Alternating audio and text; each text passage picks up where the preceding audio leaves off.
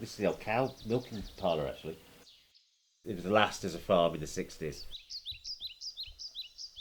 They moved to the area in 1972, and then they moved here in Trugor in 1980. He ran it as a bed and breakfast.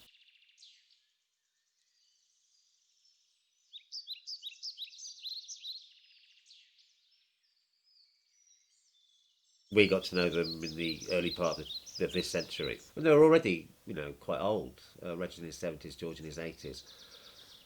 And I used to sort of say to Reg, he'd tell me about his life and this amazing story. They were together from 1949. For the first 18 years of their relationship, their life together, it was completely illegal. And men were going to prison all the time. Reg's first boyfriend ended up in prison just for going to bed with another bloke.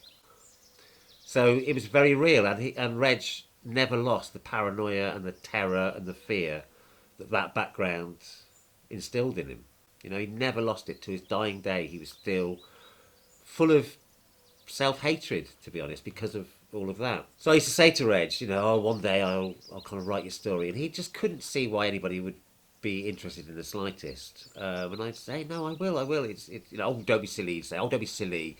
Oh, no one's going to want to read that. I didn't know the half of it. And when they did die, and when he came to take on the house, and found all the diaries and the letters and hundreds of thousands of words, and I started to read through them, and then I found out that it was even more of a story, much more of a story than I'd ever imagined. The book just sort of unfolded really from there, and I am, of all the things that I'm proud of with that book, the thing I'm most proud of is that I've introduced Reg and George to loads more people all over the world, and because they were just amazing men whose stories need to be remembered.